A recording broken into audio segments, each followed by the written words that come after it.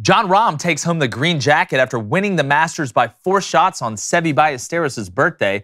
OBJ signs a 1-year deal worth $18 million with the Ravens. Lamar. And Georgia adds another number 1 ranked tight end. We're all shocked. Check it out and more on Crain & Company.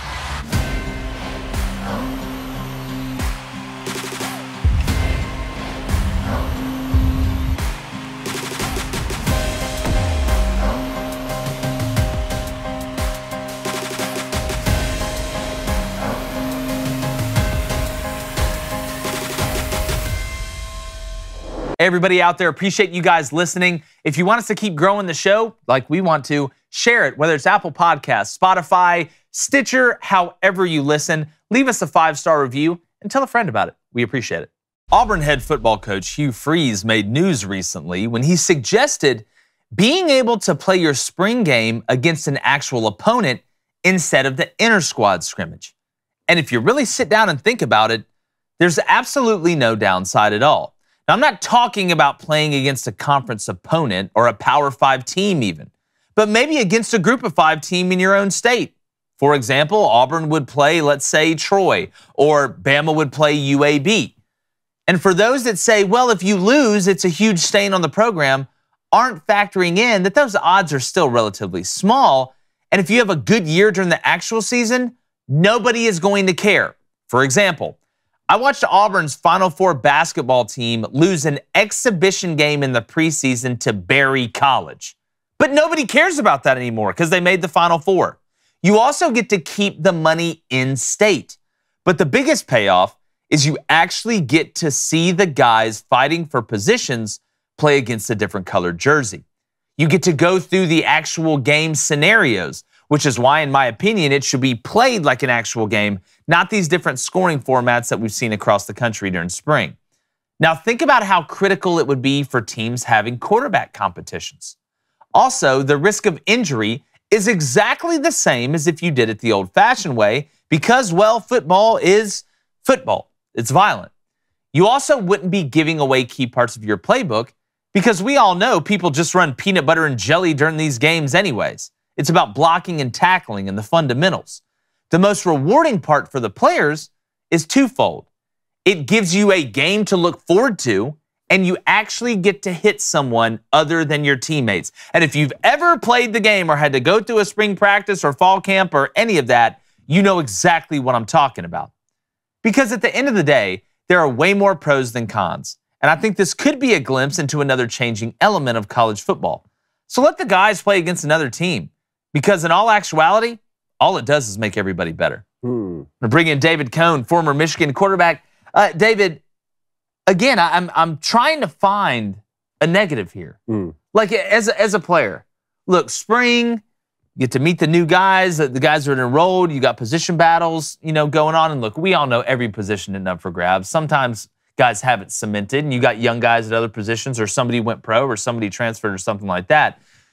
But how much more fun and how much more would you get out of practice, let's be honest, if you knew, hey, at the end of spring, we actually get to play somebody? Yeah. Well, the spring game is a practice, right? That's really what it is. That's an opportunity for you to get your guys ready like you were talking about. And it's also a great weekend to bring in family, and it's the culmination of what has been a tough spring training. At least that's how ours was anytime we got how it is. To go and play another team. It really is interesting. I like this idea. So Hugh Freeze was proposing this, right? So Hugh Freeze brought it up. I'm trying to remember if I've heard any other coaches say this. I'm sure somebody's probably said it at some point. I don't know how much news coverage it got. But he brought it up. And then John Summerall, Troy's head coach, said, yeah, that'd be great. Then Trent Dilfer at UAB said, yeah, that'd be great. I like the idea of calling it an exhibition more, like you were talking about the other day, or maybe even a joint practice. You'll see this in the NFL sometimes. Some of these teams will have joint practices. If they would think about it like that more than an actual game, because like you said, if Auburn is going to host UAB, Auburn's going to sit a lot of guys who they already know are going to be starters in the fall. Like they don't want to get those guys. I think UAB would too, though, as well, don't you think? Possibly. But you may have this situation where UAB, or think about an Eastern Michigan and Michigan, Ypsilanti and Ann Arbor right there. You may have some guys on Eastern Michigan's team who really want to go out and win that game, even though it's not a game. And, you could get in a situation where it ends up not being worth it.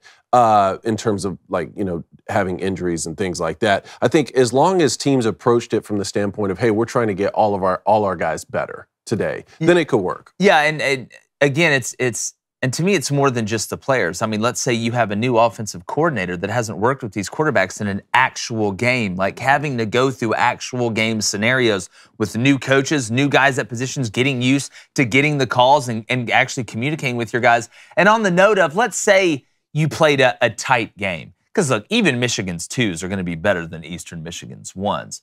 But let's say it was a tight game.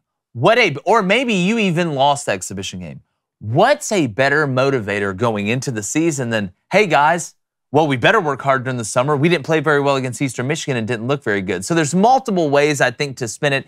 I think the thing that takes it over the top for me is I think you'll get more out of the practices leading up to that game, because we all know when there is a game at the end of the horizon. I mean, remember first game week, right? Or the 2 weeks before the first game where you start implementing what the other team does. It's amazing how those practices start to really hone in and get excited. So look, everybody doesn't have to do it. If you want to do it the old-fashioned way, do it the old-fashioned way. My thing is, if Team A wants to do it and Team B wants to do it, man, let's bring it together and do it. Would you have an exhibition with a team that's on the schedule that year? Let's say Alabama is playing Troy that season. Do you have a spring exhibition with them? I don't think Alabama would ever play Troy during the regular season. I think this is the only way in hell that you would ever get Auburn to play Troy or Alabama to play Troy or Georgia to play Georgia Southern, because during the regular season, there is no, I mean, look, I've seen Auburn play Alabama State, like in teams like that, but Alabama State's not beating Auburn. UAB could find a way somehow to, we've seen it before. I mean, we've seen teams that shouldn't win go in there, but I don't think anybody is going to schedule, if you're at Auburn, Troy during the regular season because of the losing thing during you'd never live that down, as opposed to it being an exhibition game during the spring. Everybody's kind of like, it is what it is. So I just find it fascinating that I can't really find a downside to it. Like, man, David, I thought yesterday all day about it. I'm like, all right, what would be, let's say you lose. That's a tough one, but there's a way to get back from that, as opposed to losing during the regular season. And then I still don't even think it would count really as a loss, because so much of what you're working on in the spring game is procedure, right? They would start and stop things all the time. Yeah, they would. Hey, here's how we want to do it. Again, it's a practice, yeah. Right? So it's like, even if you had more points at the end. For sure. And again, too, when you look at the way the game could be set up, it could be, hey, look, let's play 2 quarters normal, and then let's work red zone. Each side works kind of like the joint practices. You see, let's work red zone. We can do a 7-on-7. Hell, if you want to do an inside drill or perimeter drill, let's do that as well. But I find it fascinating, and that would be like the least crazy change that we've seen in college football, like compared to NIL and the transfer portal and things like that. So, in the comments, in the chat, during call-ins, I want to see what y'all think about that, because it's absolutely fascinating to me at the end of the day, and I wouldn't be shocked if we started seeing this maybe a little bit more around the country. But I'll tell you what we are seeing a lot around the country is people drinking Black Rifle, because, I don't know, maybe it's the greatest coffee in the world, all right? It's the Booster Club's go-to coffee. All right, we're working on getting them to do a Flamin' Dragon brew, but you got Lava Panther over there, or you got what, Gunship? Gunship today. Yeah, guess what? Wake up, you're better than you were the day before. We've got Lava Panther and Power Llama and all type of cool things strapped to animals. Here's what you need to know, though. It is the absolute top shelf of all the coffees. If you drink just straight up black coffee, I'm telling you, this one is the move as well. I'm going to go Power Llama as my favorite. That's what I haven't tried the Irish cream one yet. Haven't tried. I know it was limited time. We talked about it. Everybody was excited. After you do, you'll be a different man than you did before. Yeah, and we always talk about what works smarter, not harder. Be more efficient, right? It's a battle for efficiency. That's what life is. And you don't always have time to brew coffee the traditional way in the morning, all right? That's why you need Black Rifle Coffee's ready-to-drink cans. They're perfect for people who need the coffee quickly. Each contains at least 200 milligrams of caffeine and is available in a variety of flavors like Vanilla Bomb, Salted Caramel, Mocha, and Vanilla Caramel. It's a veteran-founded coffee company operated by principled men and women who honor those who protect, defend, and support our country. So save money and drink America's coffee. Go to blackriflecoffee.com. Use our promo code BOOSTER, that's BOOSTER, at checkout for 10% off your one-time purchase or first coffee club order. That's blackriflecoffee.com. Promo code BOOSTER for 10% off. You You can also find Black Rifle Coffee in grocery and convenience stores near you. Black Rifle Coffee, America's coffee. Wake up, it's delicious. Love it. How about Blazing Grizzly here, Morning Booster Club. Who's ready for some playoff hockey? I'm ready for it. We're going to be talking about that. The Bruins just set the single-season wins record during the regular season, which I don't know if that's a good thing or not. Typically, that doesn't work out well when it comes to the playoffs. But we'll see. Mariners fans, calm down. Calm down. I'm not going to bring it up. Maybe I will. We'll see. Steve's action figure frenzy. Blaine is still looking for his lost golf ball. Yeah, it's gone. I think Bigfoot stole him. Or we could have like a real Hansel and Gretel situation. Blaine could be tricked. If he's walking in the woods and there's a house made of candy, you'd get him in there. I mean, in all fairness, who's not going over to I don't know. Who's not going over to the house? My thing is I would immediately think Hansel and Gretel, though. That's true. And that's a good deterrent for you now. That story exists to keep you away from the gingerbread It worked. house. That's why they did it, right? Kind of did, yeah. All right, Justin Decker, Phil Mickelson plus 2,800, top 5 finish. Boom. I think Justin hit a big bet. Yeah, we almost put 25 on Phil to win it on Sunday because you could win 62 grand. And when he got to 8 under and Rahm was at 10, I was about to puke. We didn't do it. But if he'd have won and we didn't do it, I'd have never forgiven myself. We're going to get to There'd that, be 2 replacement cones in this chair, chairs today. All right, Ryan Gade here. Jake, in response to your comment to my dono on Friday about the Phils, I think that's the Phillies, I just want to say I would rather join ISIS than become a Braves fan. Look, live your own life. I mean, that's hate. I can respect the hate. I can. But I don't hate you. I don't dislike you. I don't dislike Phillies fans. I just don't like the Phillies. I never really had a beef with Phillies fans, to be honest with you, Ryan. I mean, I'd love for us to start one. That'd be great. I mean, it's a new horizon for everybody. You aren't Mets fans. Yeah, this could be worse. Could be way worse. I mean, you guys went to the World Series last year. I mean, the Mets go sign all these great players and just can't figure it out one way or the other. But no, I want nothing but happiness for you, dog. I just want you to know that. All right, here's a good one from Paul Smith. Start bench cut, Mike Trout, Ichiro Suzuki, or Ken Griffey Jr. See, okay, I'm gonna start Griffey. There's no way you don't. There's no way I don't. Being our age. Yeah, I'm gonna bench Ichiro. Because, look, I need you on base making those plays in the outfield. Wow. Not that Mike Trout doesn't get on base or make plays in the outfield, but I'm gonna have to cut Mike Trout. Man. He's not even the best player on his own team. That's wild. That's wild. And you might not be wrong. You might not be wrong. See, again, we can't not start Ken Griffey Jr. just because of the age. Yes. If you were able to just look down with a 30,000 foot view, like years from now, and be like, oh, this player was better than this player. Fine. Well, I had posters of this guy on my wall. Yeah. Look, you can put all the analytics you want next to each other. Well, Ichiro in the month of June, when it's a full moon, got on base 88% of the time. I'm taking Ken Griffey Jr. There's no analytics for that. Yeah, I didn't play Ichiro RBI baseball. Yeah, exactly. Okay. Let's just put it that way. Oh, man. Sammy Ways in here wants thoughts on the Adesanya headshot. Obviously, we're going to get into that for sure. Deacon and Nora's in here. Since the Ravens just signed Odell Beckham Jr., how are they going to handle Lamar Jackson? We're going to get into all this stuff. Yes, yes. You know what? Let's go ahead and do this because I want to get in this Adesanya thing. I want to get into best to worst of the weekend because Adesanya. Hey, tell them about it. Absolutely destroyed Oh Boy. And you called it. And I did call it, all right? Not going to sit here and just talk about it the whole time, but I do want to let you guys know, all right? Speaking of UFC, crazy things happen, right? People get knocked out and worse. And we know that everybody dies, all right? Nobody's talking about death's never fun. I'm not going to sit here and pretend like it is. And it's typically something that people try to avoid, but the reality is it's going to happen to all of us. And we cannot stress enough here at Crain & Company how important it is to write your will before it happens. Because according to a recent poll, David, this one will knock your socks off.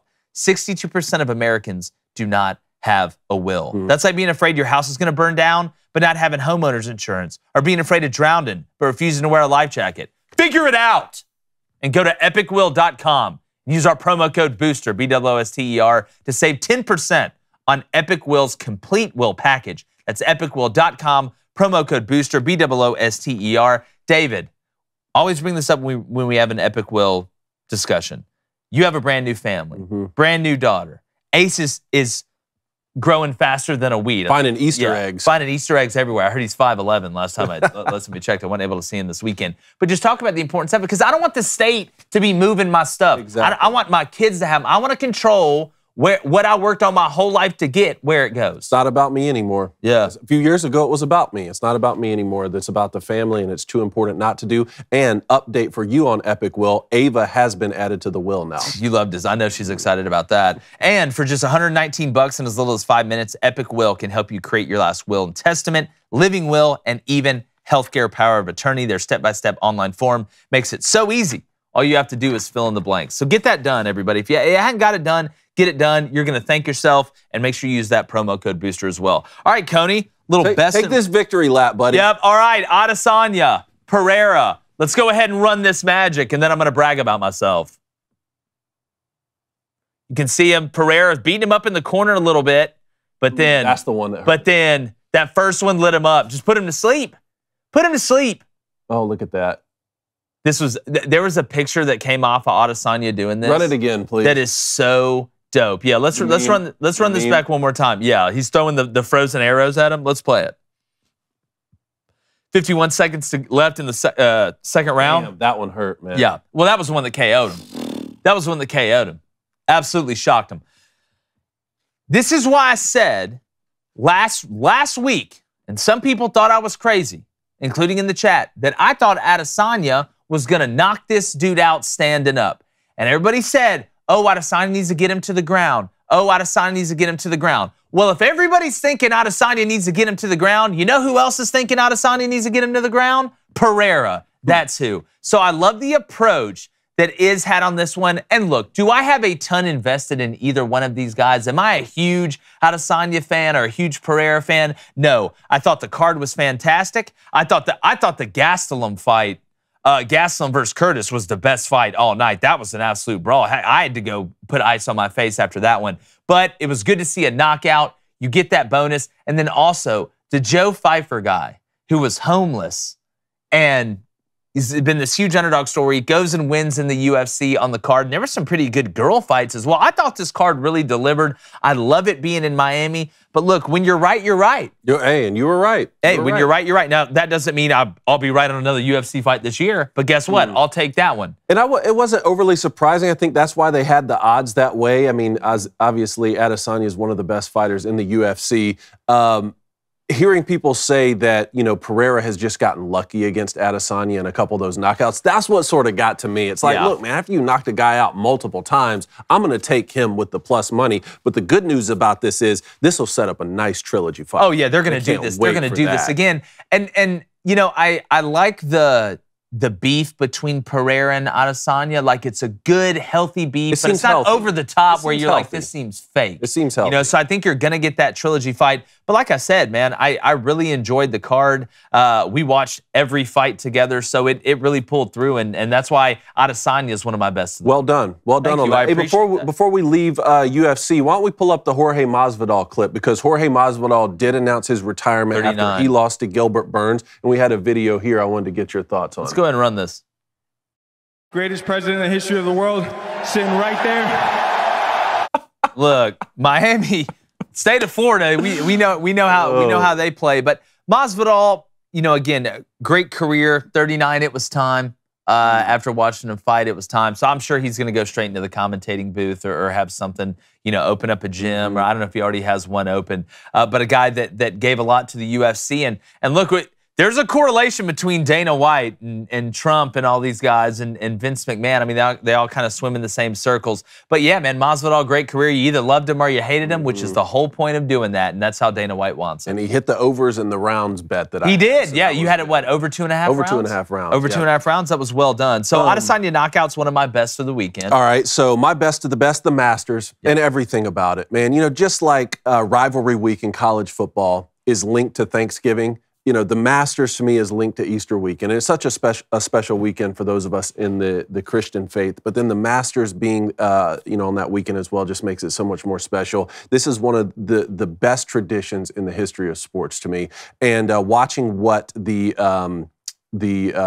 the committee was able to do in terms of dealing with bad weather throughout multiple days, I thought was really great. Still ended on time. You still got your sunset finish on Easter Sunday, which was really great. So they run a fantastic tournament. And then, you know, talking about the match itself, Jon Rahm, the fourth Spaniard to win, won by 4 strokes. His ability to shape the ball both ways throughout the course of the tournament was really phenomenal to me. I mean, he likes to hit that fade, but being able to go right to left on the draw, especially on 13 and a couple other holes when he needed to. Really, to me, only made one mistake. That was the tee shot at 18, which spit the ball back out. Looked like one of my tee shots. Which is how you know. And what does he do? He goes and pars it. You know, and exactly. Still went and got his par, which is how you know you're in the favor of the Augusta gods. Yeah, the most impressive thing about Jon Rahm to me, we all know his game is outstanding from when he came over to Arizona State all the way through what he's done now. But, you know, his demeanor throughout yesterday. And look, I've seen Jon Rahm get as pissed off as anybody on the golf course. But yesterday, from the start to the finish, he was exactly the same. And it's amazing, and in more sports than just golf, but how your demeanor reflects, how you can see it on the course. Like there's a direct reflection in your mindset and how you play on the course. Jon Rahm, you know, he was able to kind of flip the script a little bit. He was a couple down going into the day, and then at the turn at 9, he's 2 up, right? Brooks hadn't birdied a hole in like 18 holes. You know, you could get ahead of yourself. Your mind could start thinking, but what does he do on the 2 holes you got to get by, 10 and 11? He plays conservative. He plays smart. He gives himself a, 12, 20-foot birdie putts, lags it, or gets it really tight, makes the par, and survives it. But then on the holes where he could be somewhat aggressive, and I'm trying to remember which hole it was. I think it was on the par 5, the dogleg left, that has the water by it. He's a power fade guy. And he ended up, hitting the draw. Exactly. He went for the draw. That when he hit that shot, I knew there was no stopping him. But again, the demeanor, the way he handled himself, he was never too high. He was never too low. The communication was great between him and the caddy. They were on the same page. And that's how you win a golf tournament like that. But, you talked about the Masters and how special it was. It hit me yesterday, sitting on my recliner watching the Masters. Reed was in doing her stuff and watching it a little bit, hoping for the top 5 finish for Russell Henley, like I said. But it just brought me back to when I was a kid, watching my dad watch the Masters in the recliner. Like, and how that's just a thing, like within so many households, almost like a rite of passage. That's what it felt like sitting down watching it.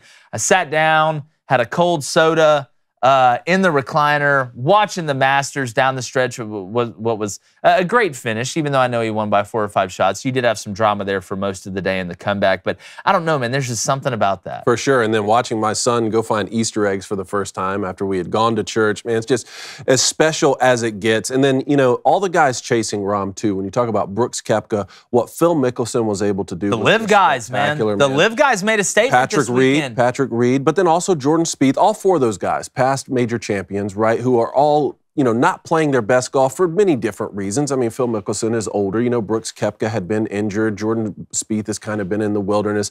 On the live thing, I mean, again, I don't see those guys as live golfers just because Phil Mickelson, I watched him, decade after decade on being a PGA Tour pro who wins majors. So yes, these guys have switched tours recently, but I just see them as great golfers who, when you put them in a major championship, can go and just get low. I mean, 65 from Phil yesterday. He looked good. He looked fit. He looked focused. I thought Phil Mickelson was either about to go shoot 65 or explain quantum physics to me. He may have done that. That's what he was wearing. Yeah. Which, if you listen to Phil Mickelson talk about how he approaches golf, it's basically quantum mechanics. But him and Spieth yesterday, that pairing, I mean, what, 17 combined birdies? I don't know if Spieth had a par. It was a lot of birdies and he bogeyed 18, something like that. But I got to give a shout out to Sam Bennett from Texas A&M. Yes. That amateur.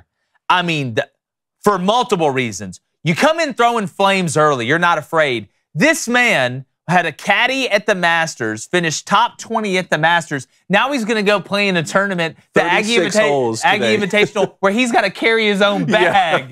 That just shows you, as an amateur, he was the only one to play all 4 rounds. You talk about looking like he belongs, but when I made my mind up about Sam Bennett, that this guy's really legit, When old dude's popping a new zen in every 3 holes, he's out there zenning. Just something about it. I believe it. I mean, look, Brooks will throw a chaw in every now and then, but Sam Bennett, you put the zen in, okay. I was hoping it'd be Gordon Sargent from here in Vanderbilt, but you know what? Good to see one of the anglers his time's coming. Gordon Sargent's time's coming. But no, it's great to see Sam Bennett. He became kind of a huge story. For sure. At the end, when Rahm was kind of spreading the lead, there was a lot of focus on Sam Bennett. And to be honest with you, he could have finished a lot lower than what he did. I mean, Sunday, I think he dropped 4 shots, but he had going down the stretch. I mean, you 3-putted on a par 5 where you could have had a birdie. You left it really short. He had a tight putt on a par 3 for birdie, I think 7, 8 feet, something like that. He wasn't able to splash in. It slid a little bit left on him. But you talk about belonging, Sam Bennett belongs. I'm really excited. And look, man, golf has such a great young crop of players, it seems like, in every wave. So congrats to Sam Bennett, man. The low am by a lot. Yeah, no doubt. What else you got from this? Man, I've got the Ravens. The Baltimore Ravens, and I've sat on here multiple times when we've talked about Lamar Jackson and said, if I'm Lamar, I'm getting my ass out of here because y'all aren't going to give me the guaranteed money I want, and you're not going to surround me with talent. So why would I stay here? Why would I use the middle to twilight of my career when I want to go win a Super Bowl to a place that obviously doesn't want to put the pieces around me to win a Super Bowl? Now, they signed Odell Beckham Jr. to a 1-year, I think, $18 million deal. Now, is Odell Beckham Jr. going to go out there and be the MVP? And is he the 100% best thing that the Ravens could have possibly gotten to help Lamar? No. But at least it's something, man, at this point. At least it's, if anything, it's a sign of good grace from the Ravens to Lamar, like, look, we're going to try and get you these other pieces. Now, I would much rather have a Ferrari or a Lambo or a Justin Jefferson or something like that. But with the market the way it is right now, going into the draft, we'll see what the Ravens do. But getting Odell Beckham Jr., I think, was the right move. I was surprised that Odell decided to go to the Ravens, to be honest with you. I was too. Because I don't think he's going if Lamar's not coming back. So you think he may know something then? I think he may know something. See, Odell Beckham Jr. made more sense with the Rams, you know, when you have someone like Cooper Kupp and you have other pieces and you can kind of add Odell Beckham Jr. And plus you're a big market that has all this money to spend and you can pay him $18 million. And then if he surprises you, great. If not, you still have all your pieces. Very interesting here to see the Ravens sign him, especially at $18 million for 1 season when he sort of has to be the go-to wide receiver. Now, I know they have Mark Andrews at tight end, but do you think this will affect Lamar Jackson's decision? It has to, right? Every move has to affect Lamar Jackson's decision. But I just always go back. I look at it more from the Odell Beckham standpoint. Because look, OBJ's won a Super Bowl, right? He's coming off injuries. He's towards the end of his career. He's not the same guy. Just like Lamar, I'm sure he wants to go to a place that has a chance to win. I don't want to go finish my career to be part of a rebuild. Now, some people say, oh, well, maybe he wants to go be a #1 wide receiver somewhere. And I can somewhat understand that. But if even with Todd Monken and kind of a new system coming into the Ravens, it's not exactly the most wide receiver friendly offense. I think Odell Beckham knows there's a really good chance, or maybe a confirmed chance, or a confirmed situation where Lamar Jackson's returning to the Ravens, and he decided to go try and be that guy for Lamar Jackson. So this lends me to believe that it was the Ravens taking care of something they needed to take care of, and sending maybe an olive branch or inkling to Lamar Jackson that, look, we are going to try and surround you with pieces. That's what I think. So I will always applaud a team for kind of changing their flow up, if that makes sense. I love it. Another best from the weekend, the Michigan basketball team snagging Caleb Love out of the transfer portal from North Carolina. This is huge. You know, Michigan didn't make the tournament last year, this past season. Caleb Love and North Carolina didn't make the tournament. This is going to pair 2 guys together in Caleb Love and Juwan Howard, Michigan's coach, who are saying, you know what, we have a chip on our shoulder right now. We have something to prove. Because you and I watched this kid, Caleb Love, in person, lead North Carolina past Duke in the Final Four to the championship. They lost to Kansas last year, but still, we know what he's capable of, and we know what Michigan basketball is capable of. Very disappointing this year to be able to return Hunter Dickinson, and you know, they had Jet Howard and Kobe Bufkin, all 3 who are now leaving the program, to not make the tournament. So you get Caleb Love, and you pair him with Trey Jackson now, a Detroit native who's coming in from Seton Hall, 6'10", power forward, and then Nimari Burnett transferring in from Alabama. He's a good player. A lot of my Alabama friends really love loved him at Alabama. Yeah, that'll make up for what you lost a little bit from this past season, but just maybe Hunter Dickinson, who's entered the transfer portal, not declared for the NBA, maybe he'll see this and say, maybe Juwan Howard could tug at the heartstrings and say, I'm a Michigan guy. Maybe I do come back and re-sign with Michigan. Yeah, they needed some good news on the basketball front, especially losing what they lost, as you mentioned. Buffkin, with the way he played this year, absolutely exploded onto the scene. I think he's going to be a pretty decent NBA player. But no, look, Caleb Love, I think it's kind of a good fresh start for Caleb Love. Didn't have the year this past year that he did the year before, but I don't think any of the North Carolina guys that returned had the year they had before, whether it was Leaky Black, whether it was R.J. Davis, Baycott's going to be Baycott down low. But no, this is good for Juwan Howard. We know how Michigan is way too talented not to be able to be one of the 68 best teams in the country. That's unacceptable. And you just see with the transfer portal, you can flip that house really quickly. You can go from bad news to good news very, very quickly. Another best, going to the worst that I had on the weekend. I believe you're done with your best? Yes, sir. Is Tiger Woods. I want to get back to the Masters and not worst on Tiger like he did something poor or anything like that. It's just watching a great player struggle physically, and it was the worst case scenario weather-wise and tournament flow-wise for Tiger Woods this weekend. And it's not just that you had the weather stoppages and had to play more holes on that day. That's tough. And if you've ever been to Augusta and had to walk that course, TV does not do it justice. There's a reason that the caddies go around they cut through number 10 and they kind of maneuver their way around there. It is incline, decline. It is not an easy walk if you've ever been there. That's a trick by TV. But it's two things. It's the change in weather from hot to cold. If you have an injury or you've ever had a surgery, you know what happens when that temperature drops. Hell, half of us can tell when it's about to rain, if you've ever been through that. But I think the thing that hurt him was the combination of everything. The amount of holes you had to play in a short span to be able to finish on time. The change in the weather from hot to cold. The stop and start. I don't think people when you stop for a while and then have to start, we see this in baseball, we see this in football. It's tough to get your body back going, especially if you've been through the rigors and injuries that Tiger has. And there was one clip during the tournament they showed while it was raining, I think before they blew the horn, where he looked like, he needed to get on one of those seats that helps you go down the stairs that you sit on. It looked, and you hate to see it.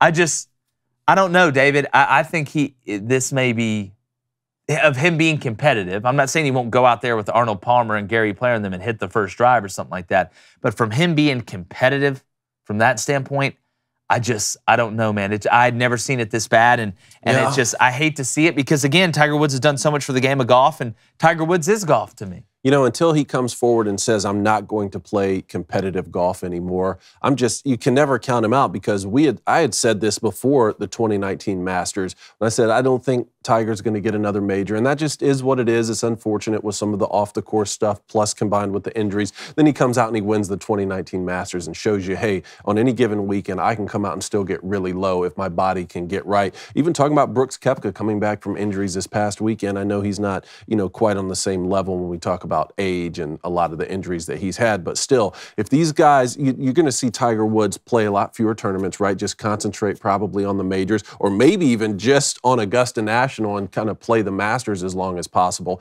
get his body right all year. Who knows what could happen? Yeah, and I hate to doubt Tiger Woods, but just watching that, man, it's don't fool my lying eyes, I guess is what they say. Good Eagles song there. Yeah, thank you. Look, I got all the references. I think he broke the record for cuts made, too. Yeah, he did. Yeah, he did. What is it, 23? Wow. 23 cuts at the Masters. There was a couple records broken and a couple anomalies. You had that. You had Fred Couples. Oldest player to make the cut. Oldest player to make Phil Mickelson was the oldest player to shoot. In top five finish. Yeah, top five finish. And, shooting 65. And then you had the crazy thing about Jon Rahm. He wins it on Seve Ballesteros' what would be his 66th birthday. Yeah. His countryman. And he won it on 4-9. And the caddy was the 49th to register. I just thought, and I think he's the third Spaniard to win it on April 9th, fourth. Oh, I don't know about April 9th. Apparently, if April 9th is the day for Rahm and his boys. So again, congrats to Jon. What's another? Go ahead. Talk about the NBA. Yeah, this is so. Let's pull up this Rudy Gobert situation. And remember, we're taking your calls 1-855-236-3228. Talking about anything you want during the weekend. Make sure you hit that subscribe button. Make sure you hit that like button. But I'm gonna tell you something I don't like. You're sitting here playing in a game to clinch the play-in game. An important game. An important game. And Rudy Gobert, who hasn't been what everybody thought, or what some people thought he was going to be, gets into it with Kyle Anderson. Let's play the clip. This is during the game, during a timeout. Let's play the clip. On the Timberwolves bench. They're arguing. Anderson and Rudy Gobert. Anderson says something. And then here goes Rudy Gobert, takes a swing at him. Then the other team his own teammates push him away. Look, Kyle Anderson called him the, BIT, you can finish the rest. But I don't care. If this was a rookie or two young guys getting into it on the sideline, I could understand it a little bit. But Rudy Gobert, what are you doing, man? Like, you're out here fighting guys in the huddle, trying to punch a guy, push a guy, whatever, in the huddle. And look, I'll give him credit. He came out and apologized for it on Twitter. Said it, regardless of what was said, he shouldn't have done it.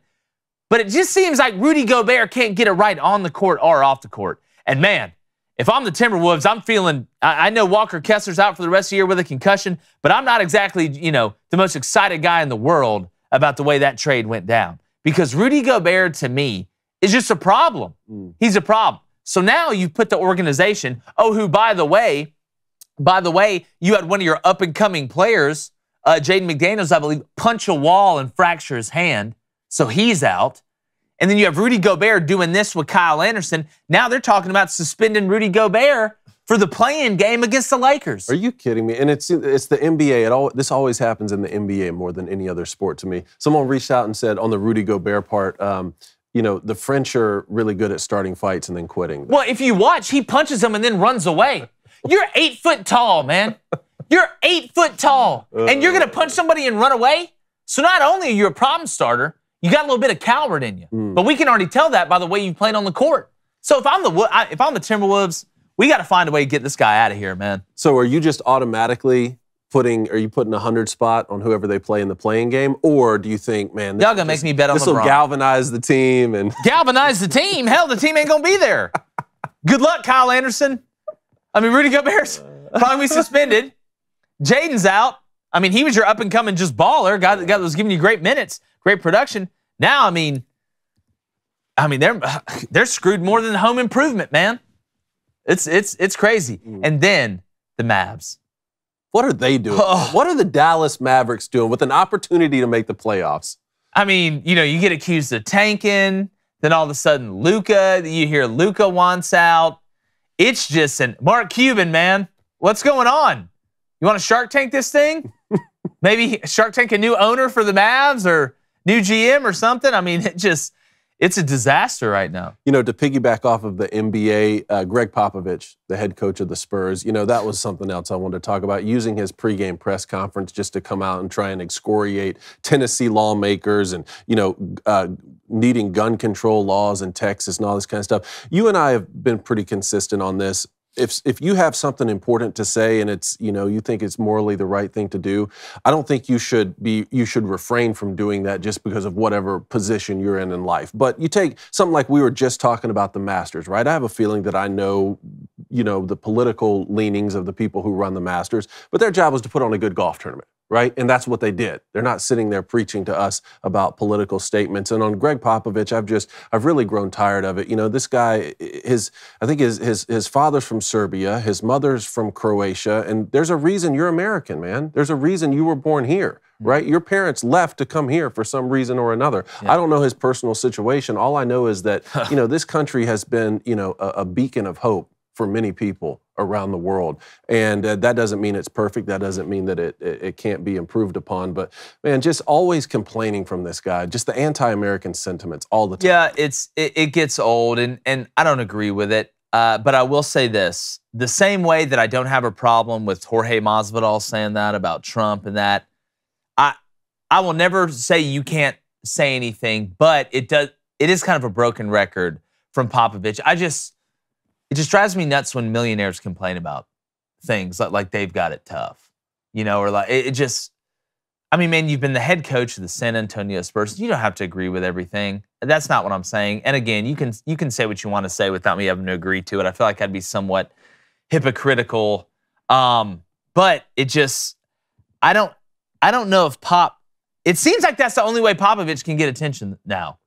Sure as hell ain't doing it on the court. You're a 5-time champion. Yeah, I mean, you can't. I mean, because y'all haven't done it on the court in a while. So maybe this is his only way. You see Steve Kerr do the same thing, like every time something happens that he disagrees with politically. But no, it does get old from Pop. But at the end of the day, what are you going to do? But if Pop has a player, say like Josh Primo, who gets accused of sexual assault in his own ranks, I'm not allowed to comment on that kind of stuff. Right? No. Something you can control, an organization you have responsibility over, you can't comment on those kind of things, but you can complain about how other people need to do their job. It's just like people have selective hearing, or just like dogs have selective hearing. It's incredible. Some people have selective talking. It's the same way I don't understand during the press briefings how whenever they ask you about Hunter Biden or they ask you about any of that stuff, you can't comment or anything political, but you can comment about January 6th. Pop said that? No, during the White House press briefings, they say, "Oh, well, we can't comment on this because it's political." But here's January 6th. That's the part I don't understand.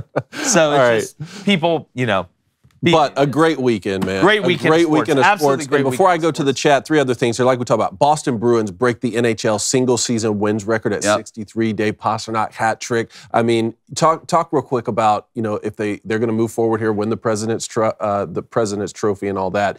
Do you still like them to be able to make a run? The other 2 teams who had been tied at 62 wins, neither of them even made the Stanley Cup Finals. Yeah, I mean, we see this all the time in sports. Teams have incredible, even record-breaking regular seasons. I'll go back to the 116-win Seattle Mariners, but it's almost like once you accomplish that, you kind of take a breath or relax a little bit, as opposed to teams that maybe struggled to get into the playoffs, that know how close they were to not being in the playoffs, or teams that, they didn't win their conference or their division, but they're in the playoffs and they want to win something this year. There seems to be some effect, but the Bruins do have the best team. I mean, you had 131 total points. The next team, closest team in your division, was 105. I mean, the Canes in the Metropolitan had 109. You had the Avs in the Central have 104. Then you've got Vegas had 107. I mean, nobody broke 110, man. Mm-hmm. And y'all dropped to 131. That's not just dominating. That is elite domination. That is a we are so much better than you from a consistent level. But even though you play series, we know playoff hockey, how crazy it can get. So I would take the field, if that's your question. Yeah. I would take the field.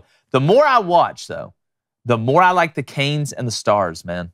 Really? The more I like the Canes and the Stars. I like that pick. Yep. All right, let's stay on hockey for 1 second. Quinnipiac defeats Minnesota in the college championship. So even the Big Ten in hockey, man, we can't even, Good stuff. I'm just shocked the SEC didn't win. And then last one here, Emory baseball broke the NCAA record for runs scored in a game with 31 in the first game of a doubleheader. They come back in game 2 and put up 31.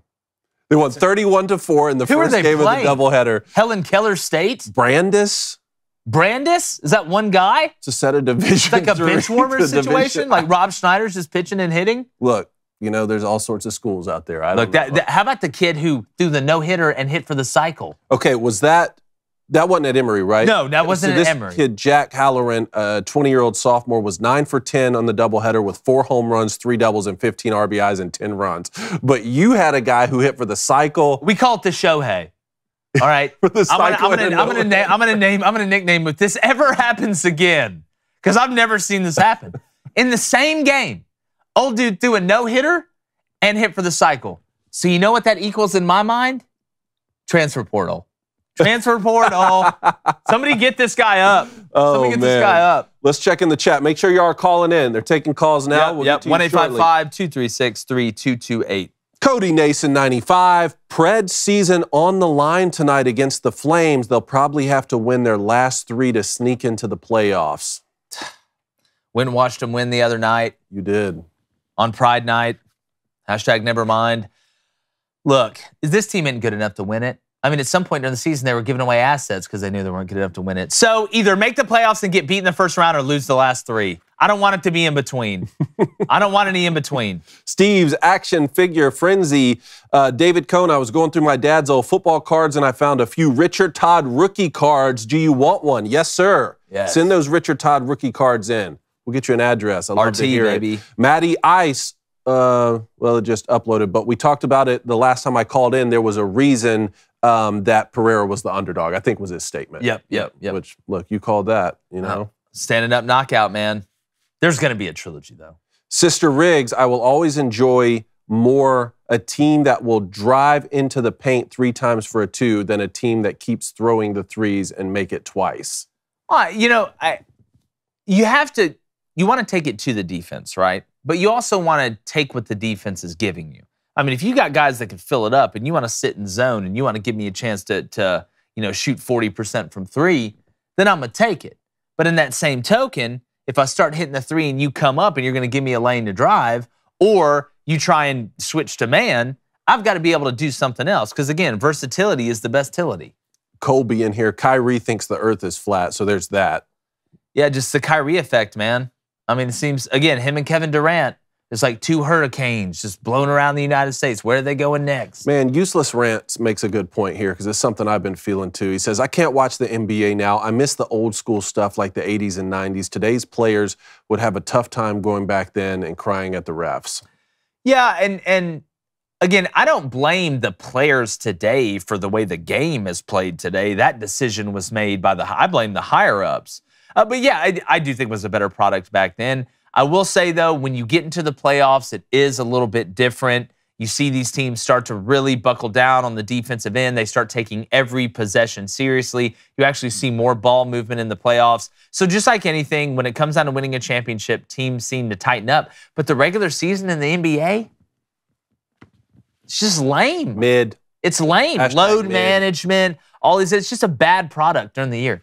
In the Daily Wire chat, we got Kevin T. Was that Joe Rogan holding the microphone in the clip? That was Joe Rogan. It was. Yep. Joe Rogan announced it, yep. CJM30. Rudy Gobert is the most overrated player in the NBA. This is even more proof that the Wolves made the worst trade in NBA history. Bet they wish they had Walker Kessler right now. I know. That's what I was saying. You done messed up, you know? It's like they say...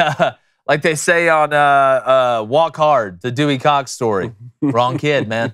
Wrong kid. Mo Bama, do y'all prefer an early fantasy football draft or a late draft? Does it change in dynasty versus single season? Late. I want late. Late as possible. I want to know who's hurt, how what the situation is going in the year. Later, the better. That's why I love the way we did the fantasy baseball league I'm in. Yeah. I mean, we are starting literally today. Today's the 10th. I heard your team.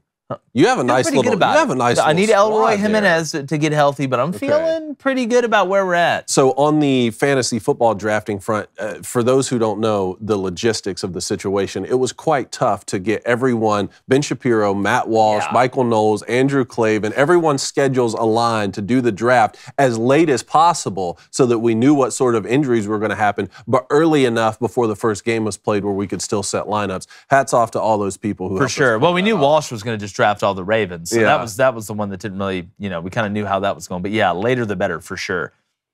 Jay Chain, if your last name is Bennett, do you not consider moving to Georgia to play a sport? It's not a bad idea. Not a bad idea at all. By the way, did you see that Stetson video at his arrest? I saw some of it.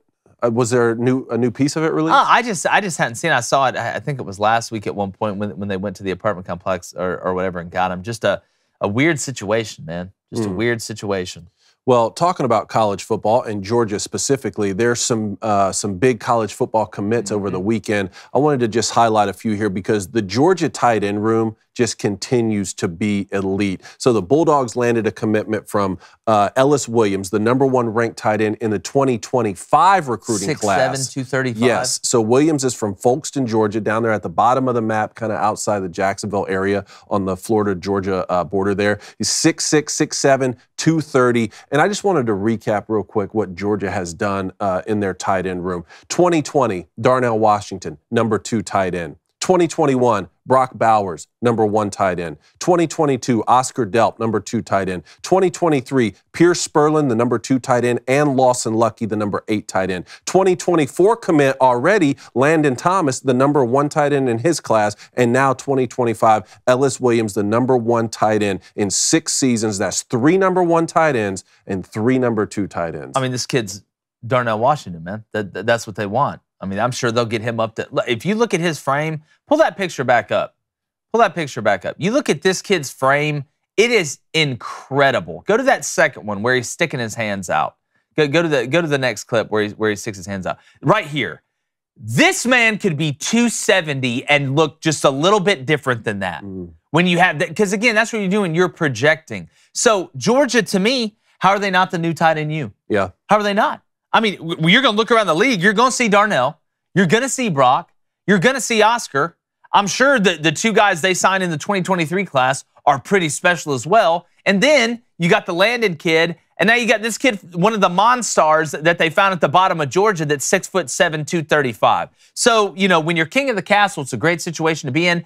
But these tight ends realize, hey, man, I can go to Georgia and get put in a system where it's pro style from a blocking and route running standpoint, being able to run different routes, show scouts different things, whether it's the slam and slide, whether it's true routes, true combinations with the slot or maybe the outside guy. Georgia is the place to go for tight ends. I know Todd Monken has left now. He's going to be the OC at the Baltimore Ravens, but I don't see Georgia's desire to line up in 12 personnel and 13 personnel constantly changing at all. No. Right? Well, especially when, like, you know, we sit here and say 12 personnel or 11 personnel, but Brock Bowers, I mean, he's not your normal 11 personnel. Hey, like, we're in 11, Brock. You're wide. Yeah, we're in 11, but we're really in 10. Yeah. Like that's you know, it's again, that's the beauty of it. He may be the best I've seen do it. He may be the best I've seen play the position. He's the best thing to come out of Napa Valley since wine, man. But I do want to give a shout out to the Big Ten. Had a big weekend in recruiting as well. Ohio State landed Air Nolan, 4-star quarterback, pocket passer. Quentin Martin, 4-star athlete. They recruited him as a running back, committed to Penn State. And then also for Ohio State, you not only got Aaron Nolan, you got Mylan Graham, a 5-star wide receiver. When you look at what, you know, we're talking about Georgia and tight ends. Look at Ohio State and wide receiver. I mean, let's go down the list. I mean, we know Marvin Harrison Jr. is a wedge.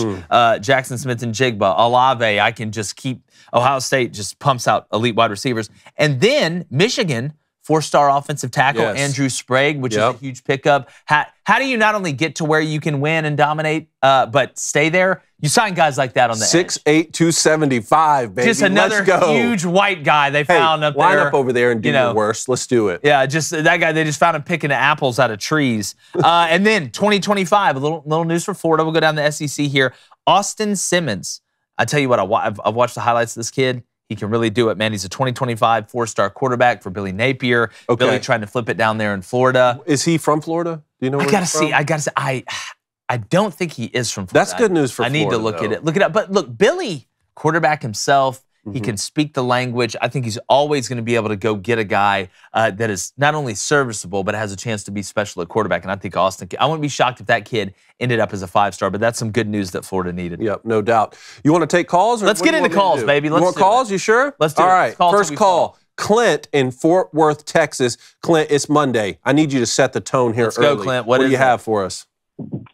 Hey, what's up, guys? This is call sign and in the chat, Johnson TC. Okay, yes, gotcha. I called in Friday, and my question was kind of, on cue because y'all had Timmy B on, and he was talking about LSU women's basketball.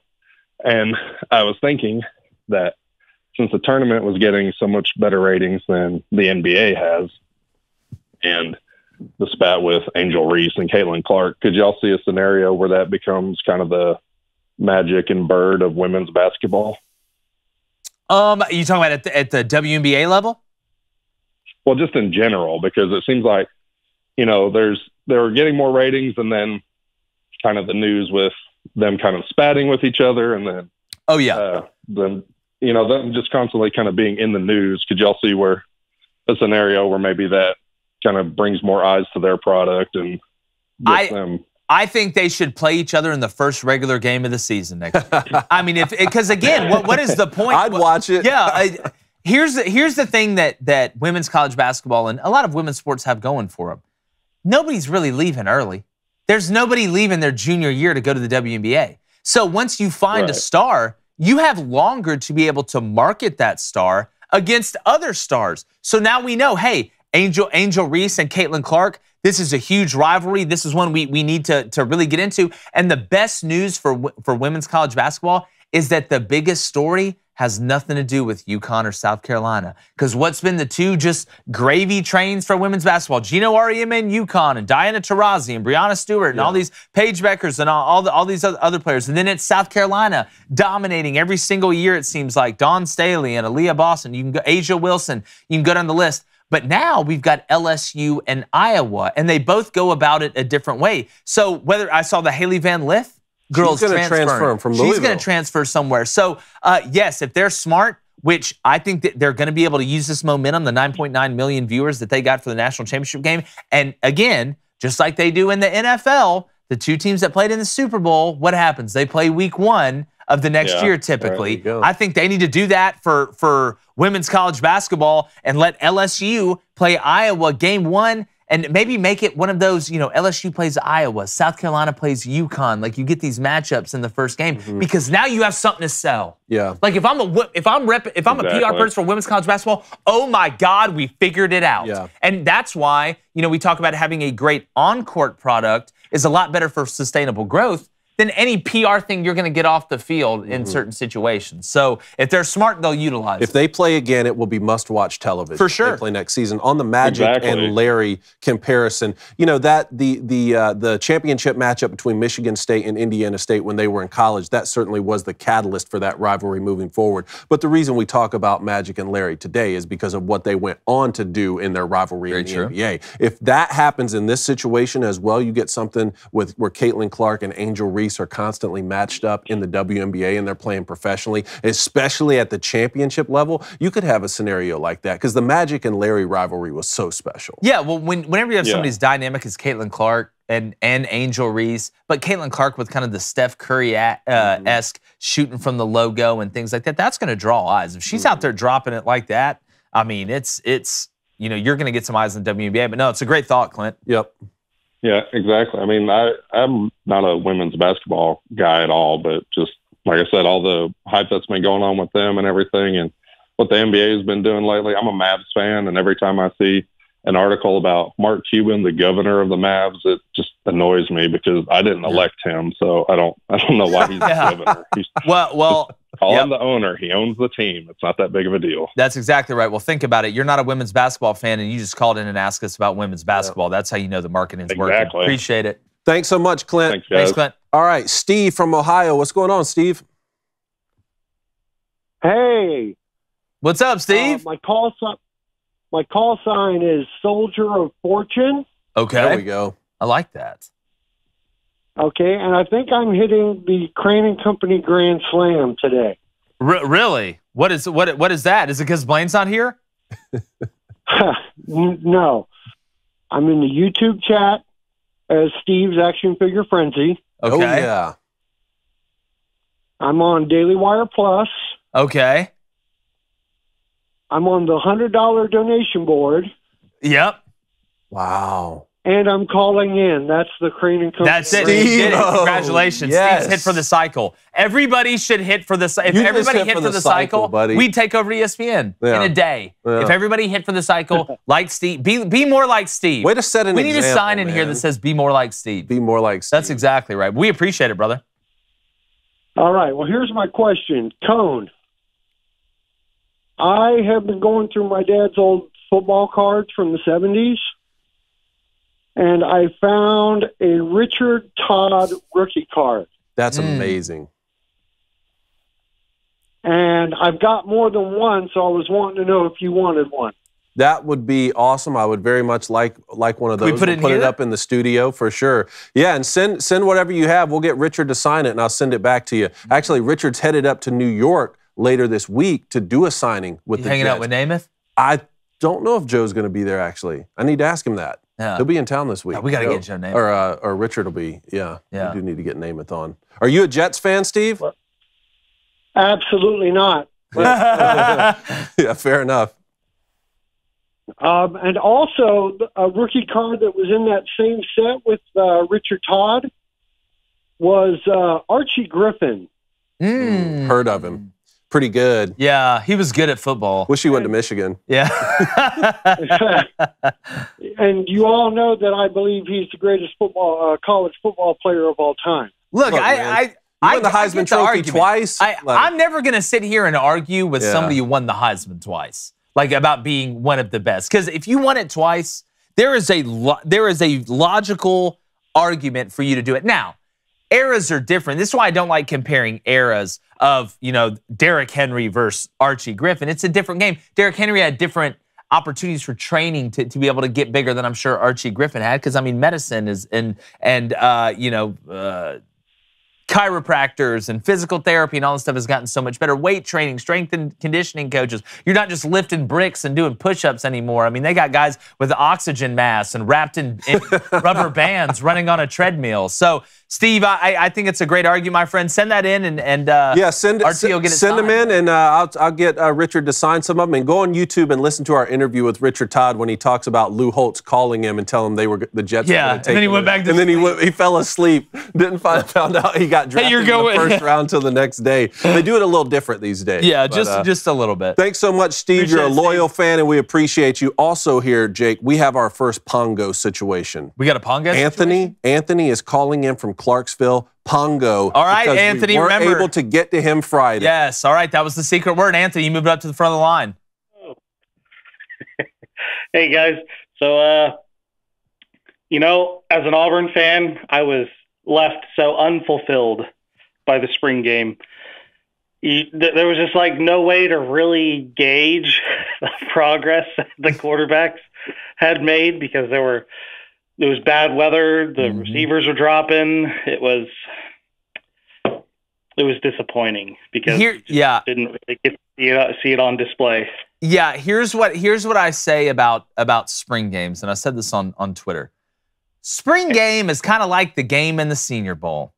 It's really the thing about spring, outside of maybe a couple positions just to get them under the lights, but you've already scrimmaged before.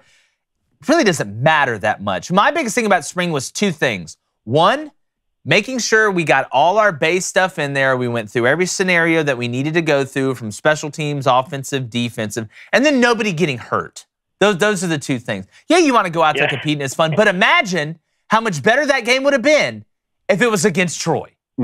Like you talk about, there'd have been more excitement. There'd have been a lot more going on. But people that get too high or too low for the spring games aren't giving yourself a true gauge are just going off the spring game. It's not giving you a true gauge of how the team is going to be because, again, you're running peanut butter and jelly. The guys know I'm a defensive guy. I'll sit up here and scream all day. The rules are slanted toward the offense in every sport. They really are. That's the truth. But I also was part of springs. And by the time we get to the spring game, we know what y'all's calls are. We know what the checks are. We know the names of y'all's formations when y'all call them out to go get lined up. So at the end of the day, I can understand if everything's not perfect, being a little bit worried, or if it just looks awful, but you had bad weather. It was just a tough deal.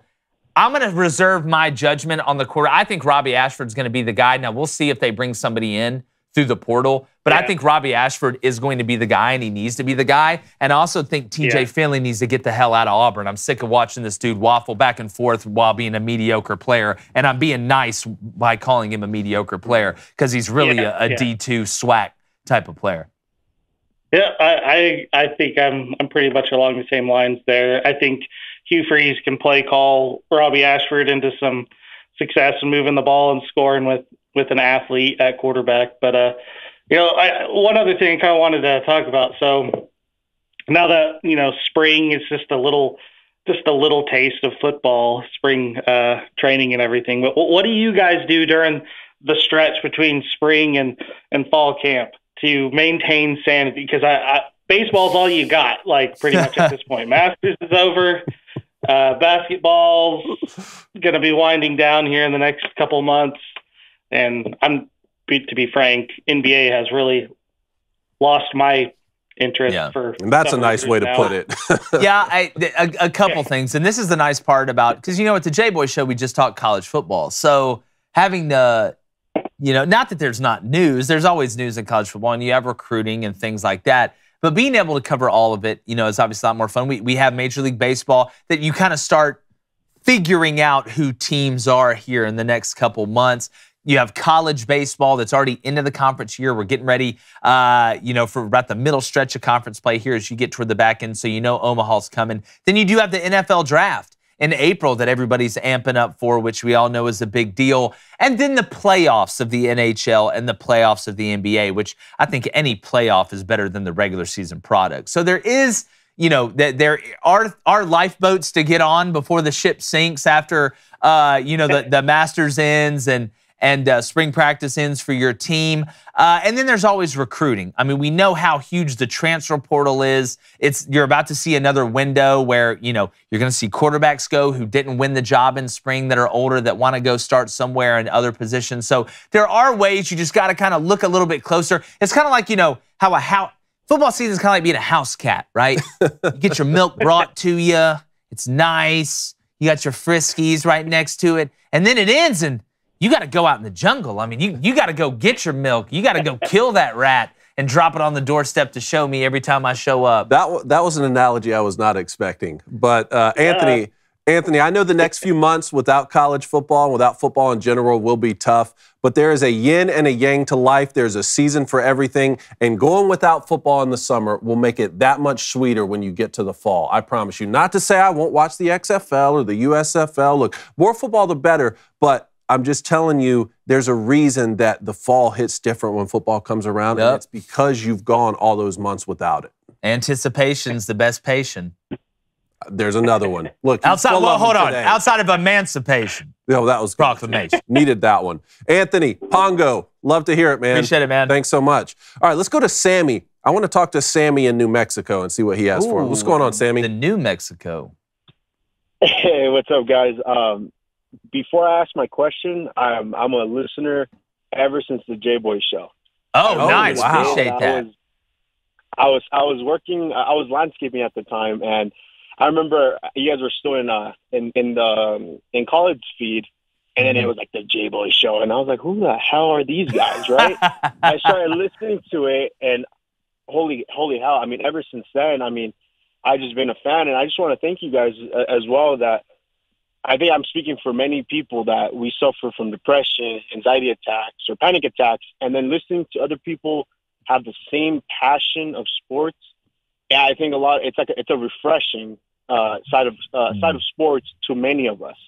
So that's so I just want to thank you guys for that. But man, I appreciate that. I mean, before you get in your question, Sammy, that's what we wanted to bring. I mean, we love it as much as y'all do. We're just fortunate enough that I grew up in it and lived it and worked in it. He did the same thing. A lot of people out there have done the same thing, and we're in a very fortunate position thanks to Ben Shapiro and Jeremy Boring and Caleb Robinson and all the people here at the Daily Wire, and even going back to the Believe Network and the people we were with in Atlanta and Colin Cowherd to be able to talk about this. And we absolutely love it. That's why we try and bring the energy every day, man. So, if you're having a bad day or you're having a good day or your team won or your team lost, hey, man, tune into the show. We can laugh, we can cry, we can have a good time. Man, well said. No, it's refreshing. But my question is with the UFC. I mean, we saw Adesanya kind of go back with get his title reign back. But I want to move to the welterweight division. Leon Edwards just defeated Kamaru Usman twice, of course, with that headshot. And then he also, a very close fight in this trilogy that just happened. Right now, we're seeing that Colby Covington is going to get that title shot, despite him losing twice against Usman. But it's sort of in the situation that a lot of those top 5 fighters are sort of haven't beaten anybody in the top 5. Belal Muhammad just beat Sean Brady, who was ranked 11th. I mean, we saw Gilbert Burns defeat Masvidal, who was 11, and then he beat Neil Magny, who was ranked number 12. I mean, outside of those fighters, who is the fighter who should get the title next? I mean, should it be Kazmat Chimaev? It's got to be, right? That's what we had been talking about. And this is where you wish Colby Covington had gotten one of those fights. I know. To set up the trilogy. Yeah. But we've been talking about Khamzat possibly fighting. Look, people, and you know this. I mean, people either love Khamzat or they hate him. But at the end of the day, I mean, you're 12-0, dog. I know. Some people think he needs to win a few more big fights to get there. But like Sammy just said, I mean, he's beaten everyone so thoroughly. Give him a shot. Well, again, you know this too, and we all know this. It's about marketing. Who is the most marketable on the card? The up-and-comer, undefeated guy who took his opponent in front of Dana White and threw him down on the mat. And has just smashed everybody. Like, people love that. They want that guy versus the champ because all of a sudden, now he has an opportunity. You win that one, you start hearing people talk about, man, maybe this guy could be the greatest. Maybe this guy could end up being legendary. So I feel like you always want to have two titans going against each other, right? You always want that. But there is a lot of money to be made promotionally from the rise of the young guy that everybody loves, right? It's almost like the backup quarterback situation a little bit, right? The backup quarterback is always the most popular guy. Well, in UFC, who's typically the most popular guy? The young up-and-coming guy that has swag and flash and hasn't lost. Because he hasn't lost, he may go undefeated forever. So, to me, I think it's Khamzat. If we're talking welterweight, I mean, you're looking Gilbert Burns. I mean, he did beat 412-year-old Masvidal. You got Muhammad, who's 22-3. I'll give you that. He just knocked out Sean Brady, but that was back in October. I mean, you got Amasov at 6. You've got Rakhmonov at 7. I mean, you basically got every Manov there's ever been here in the welterweight division. Then you have old Stephen Thompson. You got Rakhmonov, Manamanov, Kirkmajov, and Stephen Thomas. Old Stevie T. Oh, Stephen Thomas. Sammy, what would you like to see happen in welterweight? Man, I mean, don't get me wrong. With the marketing with Chimaev is great, but I mean, remember in September, I mean, he messed up a whole card, right? I mean, it was the whole Nate Diaz situation. He was about 8.5 pounds over. I mean, don't get me wrong. The Colby Covington kind of story, I like the villain side of it. Yeah, I mean, he does cross the line. I mean, he went after John Anik. I mean, who goes after him? He's the sweetest guy in the world, right? Yeah. But I mean, I think it's in a situation like even with, let's just, for sake of argument, I mean, let's just say Usman was the champion. I mean, who's next too? I mean, who would you really argue for there too? I mean, it's a good point, but I will say I think Dana and them do the best job of navigating those waters and giving you a little bit of everything. It seems like you can't really pin down whatever the recipe that the UFC uses. So we'll see, man. I think you bring up some great points, Sammy. I just appreciate you listening for so long, my friend. Thanks so much, Sammy. I appreciate you guys. Appreciate it, brother. Talk to you soon, all right? Cody in Illinois. Here we go. Here's our boy. Cody, what's going on? What do you have for us today? All right, fellas. Who's ready to play? What year is it? I'd like to play it. Me, here, present. All right. So I'll be reading you guys 5 clues from a specific year. You're going to tell me what year it is, and once again, I'll ask you guys not to use. All right. Let me. Yep. Let me turn on Ninja Focus real quick on my brain. We're without Blaine today. You think that helps us or hurts us? Helps us without a doubt. It's called trimming the fat. Oh God. All right, Cody, hit me. Collegiate champion. The Oklahoma Sooners were voted as national champion in football by the AP poll. Okay. Professional champion. The Cincinnati Reds won the World Series. Never happened. No year. Never happened. Oh, I'm just kidding. All right. Sensational rookie. Walter Payton was drafted 4th in the NFL draft and led the league in yards per kickoff return as a rookie. I did not know. Individual accomplishment. Daryl Dawkins becomes the first NBA player to be drafted right out of high school by the Philadelphia 76ers with the 5th pick. Okay. And significant event. In a rubber match trilogy fight between Muhammad Ali and Joe Frazier, the Thrilla in Manila saw Frazier's corner retire in the 14th round and Ali would retain his title. What year is it, fellas? Man, what's the first number that comes 1969 for me. Just 69? When did Walter Payton? I'm thinking 77. You think 77? So the Thrilla in Manila, I'm trying to see the poster in my mind. The Reds won. Cody, did you say that was the second fight or the third fight? That would be their third fight. The Thrilla in Manila was the third fight. All right. When was Walter Payton What was he, late 70s, early 80s? Yeah, David? So. You feeling 77? I think 77, but it would be nothing more than just an how guess. Okay. All right. We've hit these last two, so we got some wiggle room to be wrong. Do you know when the Reds won the World Series? That's the one that's getting me. It's a big red machine, right? Dude, I like 77, David. Pete Rose and the boys? Yeah, I like 77. All right, let's go with feeling it? Yeah, let's do it. Cody, 1977. All right, it is not 1977. Oh. But it's all right, guys. It's all right, guys. We have one last play to try to win the game. Okay. All right? So for incorrect responses after the 5 initial clues, you'll be read one last clue. This is our first time experiencing this. True. So today this clue will be from one of 2 specific categories, and I'm going to, after I read you what the categories are, I'm going to let you guys choose which category I read the clue from, all right? I like this. So today the 2 categories are as follows.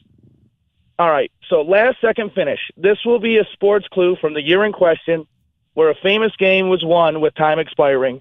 Okay. And then the second clue is State of the Union. So this is a clue from the year in question about the President of the United States. Well, I feel like the president one gives us a better timeline, the president right? would at least give us a 4-year guessing window. Or would it be a second term? Could be. I think we go president. Okay, let's go State of the Union. All right, State of the Union. So former Michigan football center and standing president Gerald Ford survives 2 assassination attempts within 17 days of each other. What year is it, fellas? Okay, so he took over for Nixon in what? 70s? It's 70-something. Up to Jimmy Carter. No. Jimmy Carter was 76 to 80, so it would have been before. Is it 76? But after Nixon was elected in 72, Nixon resigned from Watergate. Gerald Ford took over. He was president until Jimmy Carter was elected in 76. 75. You want to go 75? Let's do it. Let's go 1975, Cody. All right, fellas, it is 1975. There we go. Yes. Hey, I love the extra option. Yes. Cody. Fantastic. Well done, Cody. We need to make like a game show. Pro's pro. Yeah, we need it's kind of like what Stump to Schwab, but better. I love that. Yeah, it's like funny. Cody, that's fantastic. I love that you had the backup plan too. I tell you what. Happy. I was only 2 years off on the. Go ahead. All right, guys. We're still undefeated at 5-0. And what year is it? So hey, you love to see it. We got it wrong after the first initial. What was the? You guys got it. So. Hey, what was the game-winning? Yeah, what was the game-winning shot one? So with that one, I'm going to save that for later because I can always touch base. You can recycle that one. So, smart, Golly. You're playing 3D chess, buddy. Thanks, Cody. Thanks, Cody. All right, Ed, Texas. I'm assuming this is Texas. Ed. Texas Ed, is that you? Howdy, y'all. This is Texas Ed. Golly, I love to hear. Howdy, partner. Call sign is going to be Lone Star. Yes, sir. Yes, of course, of course, of course.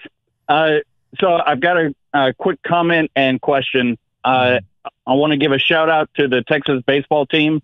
They had their 1600th win at Dish Falk Field over the weekend. Wow, that's a ton of dubs. That is a lot. I saw, by the way, Tex said, I saw a clip of the Augie Garrido speech the other day after they lost. You know which one I'm talking about. It popped up on my timeline. 2005. That was before they won the one of the greatest, one of the greatest post-game rippings of all time. Do you guys not get it? Do you not get it? This isn't about baseball. This is life. Sorry. I have to live with this for the rest of my life. That's exactly right. You guys don't care about this in 15 minutes. But go ahead, Texas Ed. Down that line, do you think any baseball teams are so dominant at home that becomes detrimental when they get to Omaha? Man. Basketball. I think there's obviously a comfortability at home. You know the park better. I mean, this is where you're always at. You can make the argument Omaha is the great equalizer, just because again it's nobody's true, home park at that time.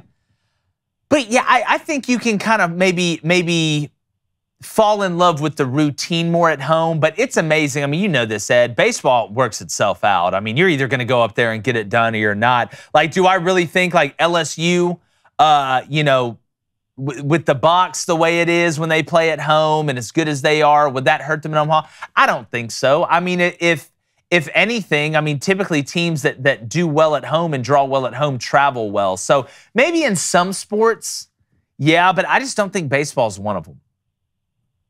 One of the things I wanted to point out at Dishwalk Field is the fact that it is a completely carpeted field as opposed to any kind of grass. Yeah, see, So I was talking more mental dirt. side. Yeah, I was talking more mental side.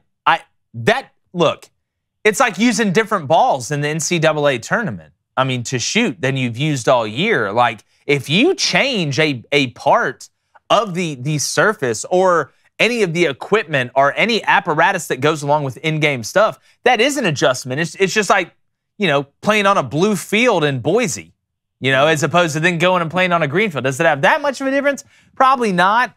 Maybe it affects opponents going there more than it does Boise State going on the road, but there could be a little bit of a difference. But again, you go play on grass fields all the time. Most of the time you grew up your whole life playing on what? Grass. So I'm not sure it's that big of a difference. Fair enough. If I've got time, I've got one more scenario to throw at you guys. Lifelong Houston Oilers fan. When they went to Tennessee, I absolutely abhor the Titans. But I have always said that the Titans should sell the rights to the Oilers back to Houston because it still means something to the city of Houston. Even if it means throwing a lifelong perpetuity of like 0.5% of merchandising and all that stuff. What are y'all's take on that? I would not be against that at all. And actually, Ed, my father played for the Oilers when Nick Saban was the second. That's right.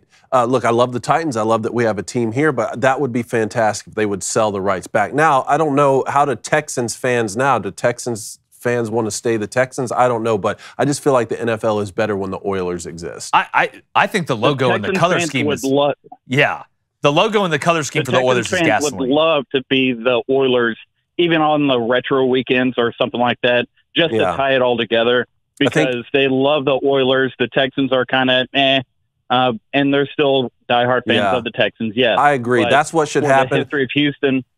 I say go ahead and send that number 2 pick over here to Tennessee. Tennessee goes ahead and sends the naming rights back over there, and that's even trade, even Steven, Ed. All the Oilers memorabilia you want. Appreciate it, Ed. Thanks, buddy. All right, Nick in Dallas, Texas. Call in Wednesday, buddy. Use the word Pongo. You get moved to the top of the list. That's exactly right. God, I love that we started doing that. All right, I'm headed over to the board. All right, I got absolutely slapped around on Saturday. Did you? Oh, my God. I got slapped around like the last kid they picked in dodgeball. Worse than me? Man. Sunday wasn't that bad. I mean, I need the Braves to figure it out against the Padres. What's going on, dog? Yeah. I mean, come on.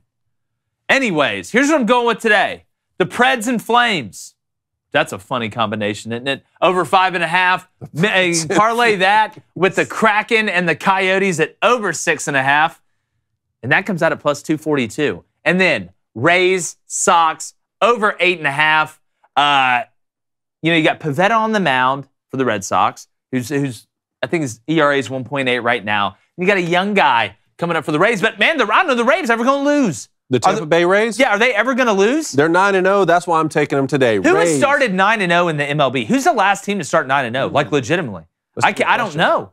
I'm not sure. I'll look that up. Rays, money line. Until they lose, I'm going to take them minus 165. And then Braves, Rangers. Like you said, Braves struggling against the Padres a little bit. Rangers have been playing pretty well, though. I'm going to take Braves, Rangers, Nerfy. No. I'm sorry. What did I have? You got the Braves money line and the That's Rangers what I have. I have the Braves. I have the Braves and the Rangers both win money line in a parlay, and that's plus 127. And then Ace Cone, Cards money line at minus 155, and he's going to take the Mets, Padres Nerfy at minus 150. Yu Darvish versus Cat Eye Scherzer on the mound. Yeah, Scherzer's on the mound. I love watching Max pitch. I'm not a Mets fan. Y'all know that. I'm a Braves fan. I just love watching Scherzer pitch because he's going after you. There's something about those guys that just go after you. Like Spencer Strider for the Braves. He's like, guess what? Here it is.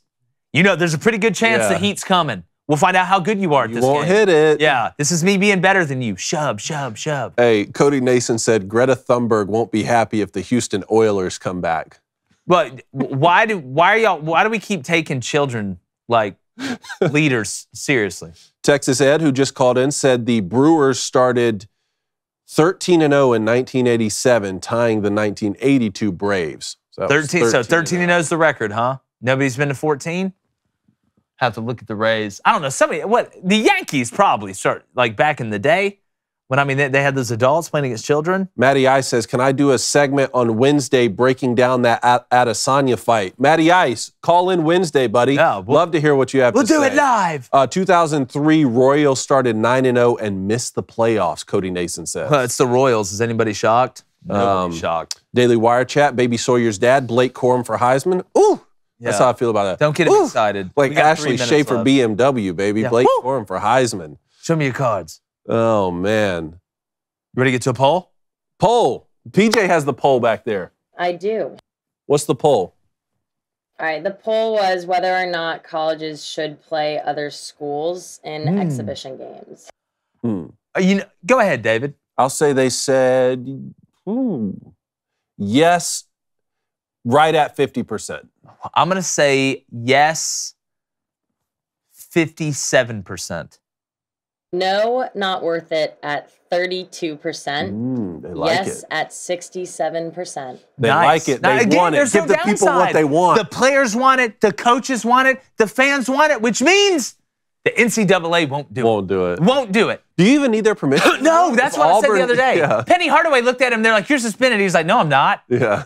It's like, the parents that think they're tough, and then the kid's like, no, I'm not grounded, and they don't know what to say. Like, that's what the NCAA is. They're like a weak parent, parading around as like this, domineering figure. What are y'all gonna do? Bill Self cheated his ass off. So y'all just had him for 3 games. So, like, take Georgia Southern. We were talking about Georgia Southern, right? Yeah. So I'm from Statesboro. Going to the spring game was always a lot of fun. It was, you anticipated it throughout the springtime. Obviously, Georgia's not coming down there. Georgia Southern would have to go up to Athens. So a lot of people might still be excited about that. Yeah, but again, you don't have to go up to Athens. Hey, how about, we black-eyed peas this thing, and why don't you meet me halfway? Well, but then that's what I'm talking. Then both fan bases would not get their sort of spring situation at home, right? Or should Georgia Southern just have their spring game, right? So the fan base can come out, but then you still go play Georgia like the next week or something. Yeah, look, I think you could actually make more money doing it that way. I know you buy tickets for A-Day and the spring game and things like that, but imagine, man, you haven't had football, and all of a sudden, Georgia State or Georgia Southern's going to hop on the bus. Georgia Southern. Yeah, they're going to go to the Dome in Atlanta, have our spring game in there. It's just better. It's just better. It's like chocolate. It'll be fun. And pure chocolate outside of Jeremy's and Nutella. I'm taking Nutella. You want to know why? But not counting Jeremy's chocolate. Not counting Jeremy's chocolate. Of course, that's a different. Yeah. Why would I compare, the Sun to a Skittle? All right, but I mean, I'm rocking the Nutella, right? I mean, grow up, Peter Pan. Good. All right, appreciate you guys. Make sure you subscribe, follow us on all social media platforms. He's going to be back tomorrow. I know, Replacement Cone, you've done an incredible job. I want to take this time to let you have the floor and to let everybody know how much you've enjoyed these last 3 days. Wow, scintillating stuff. Scintillating stuff. Man's deeper than the Pacific Ocean. Appreciate you guys. And like the chances of us not finding something sports to talk about when it's not football season, because it always is, we're gone.